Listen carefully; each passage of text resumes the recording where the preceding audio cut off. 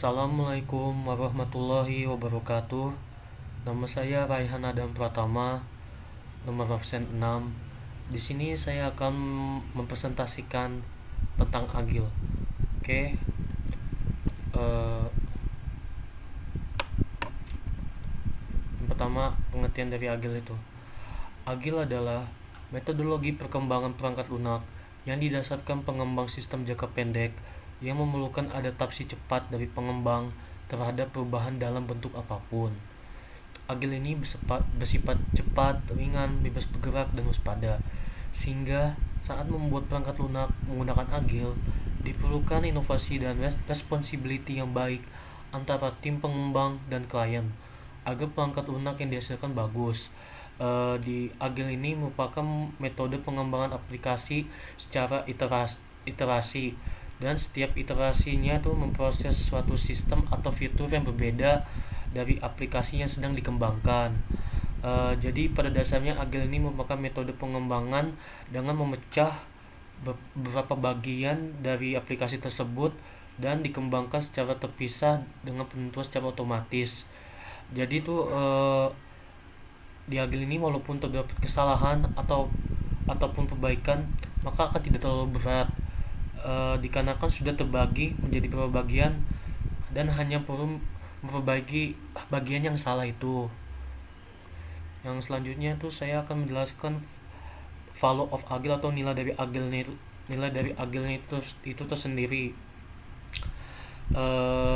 Yang pertama tuh ada interaksi dan personal lebih penting dari proses dan alat.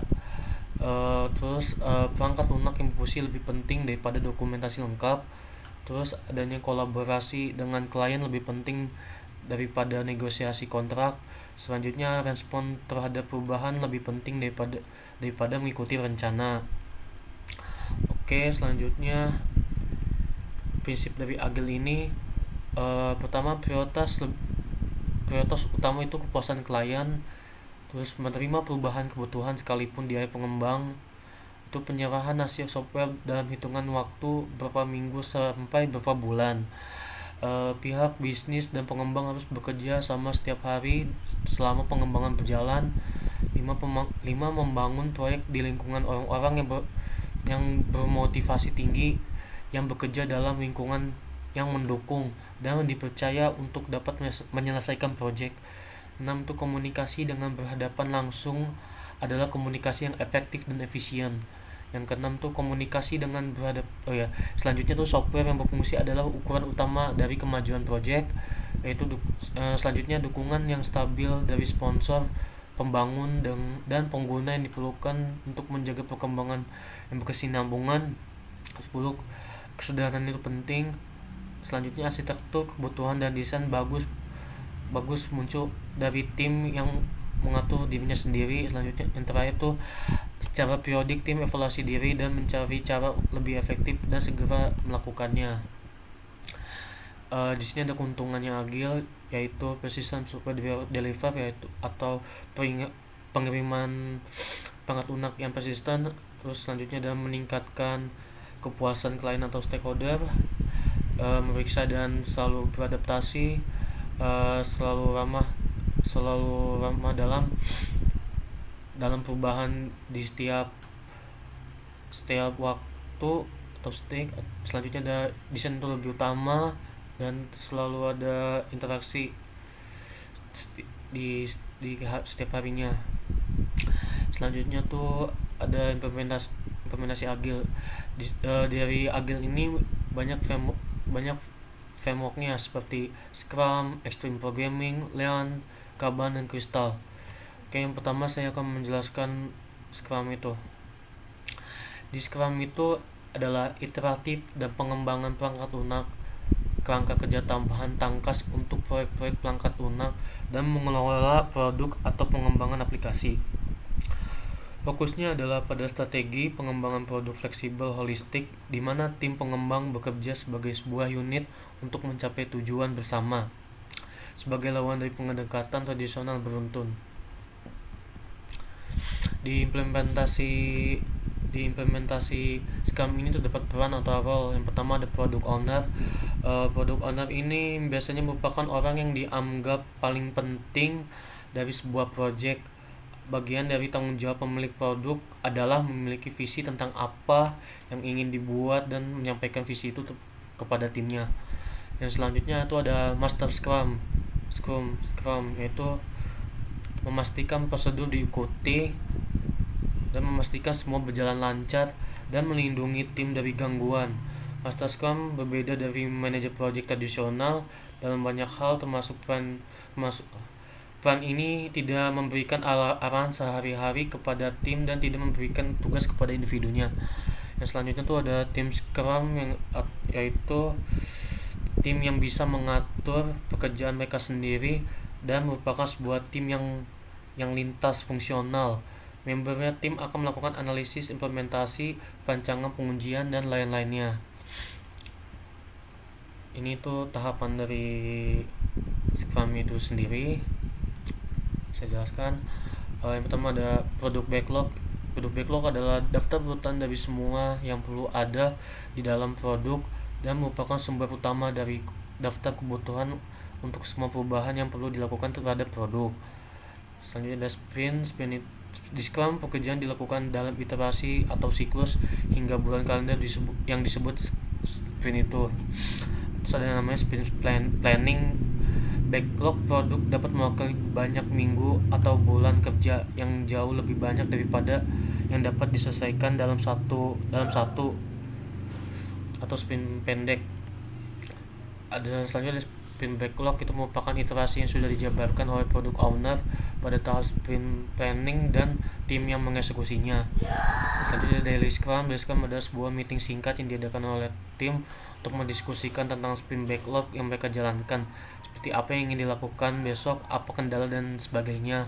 Selanjutnya ada sprint review, yaitu dijalankan saat sudah di penghujung deadline dari sprint backlogs. Biasanya berisi demo code yang sudah dibuat dan beberapa testing menuntut sprint backlog jalan. Selanjutnya ada Extreme Programming. Extreme Programming adalah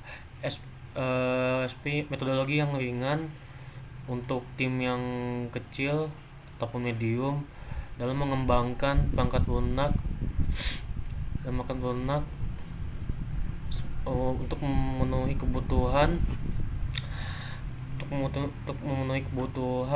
atau perubahan di setiap waktunya. Bisa disimpulkan lagi bahwa seperti teknik agile lainnya, Extreme Programming juga berfokus bagaimana tim menangani suatu perubahan yang banyak dan tiba-tiba dengan baik. Ini langkah dari Extreme Programming, akan saya skip. Selanjutnya ada Lean itu memaksikan nilai pelanggan sambil meminimalkan pemborosan. Sederhananya, Lean berarti menciptakan nilai lebih bagi pelanggan dengan sumber daya yang lebih sedikit. Tujuan utamanya memberikan nilai sempurna kepada pelanggan melalui penciptaan nilai sempurna dengan nol pemborosan. Ini angka dari metode Lean itu sendiri. Selanjutnya ada Kanban. Kanban itu merupakan suatu metode untuk memvisualkan proses pekerjaan yang dilakukan kita dengan mengembangkan suatu software. Tim member dapat menarik pool tugas yang harus diselesaikan dan bukan mendorong atau didorong oleh suatu tugas. Dengan metode ini kita dapat menjaga keseimbangan antara pekerjaan tim member yang satu dengan member yang lainnya. Ini metodenya dari Kanban. Yang terakhir ada Crystal itu berfokus pada individu dan interaksinya berbeda dengan proses dan alat. Dengan kata lain, kerangka ini adalah hasil langsung dari salah satu nilai yang diartikulasi dari Manifesto Agile. Ini metode dari Crystal itu sendiri, metodologinya.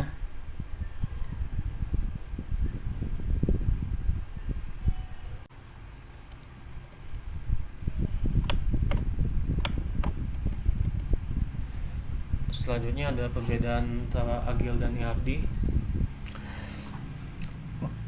Pada Agile tersendiri yang tadi saya jelaskan tuh, aplikasi ini dipecah menjadi beberapa bagian. lalu dikembangkan berdasarkan interaksinya masing-masing. Pada IARD lebih mengutamakan pengembangan berbasis prototype yang nantinya akan dibuat lebih baik daripada sebelumnya. Kelebihan dan kekurangan dari IARD dan Agile ini, pertama IARD-nya itu kelebihannya itu sangat berguna dilakukan pada kondisi user yang tidak memahami kebutuhan apa saja yang digunakan pada proses pengembangan perangkat lunak. Kedua, IARD mengikuti tahapan pengembangan sistem seperti umumnya, tapi mempunyai kemampuan untuk menggunakan kembali komponen yang sudah ada dan tidak perlu dan sehingga pengembang tidak perlu membuat lagi dari awal dengan waktu sekitar berkisar 60-90 hari. Yang ketiga, karena mempunyai kemampuan untuk menggunakan komponen yang sudah ada dan waktu yang lebih singkat, maka biaya lebih rendah dalam menggunakan IARD. Kekurangannya dari IARD ini, proyeknya berskala besar. IARD memerlukan sumber daya manusia yang memadai dengan tim yang baik. IARD menuntut pengembang dan pelanggan memiliki komitmen dalam aktivasi rapid fire yang diperlukan untuk melengkapi sebuah sistem dalam waktu yang singkat. Jika komitmen itu tidak ada, maka proyek IARD akan gagal. Selanjutnya, kelebihan dari Agile ini meningkatkan rasio kepuasan pelanggan atau klien, bisa melakukan review pelanggan mengenai software yang dibuat lebih awal.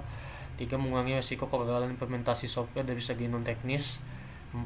Besar kerugian baik secara material maupun imaterial tidak terlalu besar jika terjadi kegagalan. Testing dilakukan setiap saat.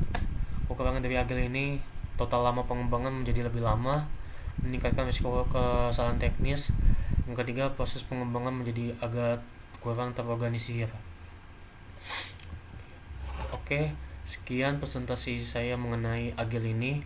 Bila ada kekurangan atau kesalahan mohon dimaafkan. Billahi taufiq wal hidayah. Wassalamualaikum warahmatullahi wabarakatuh.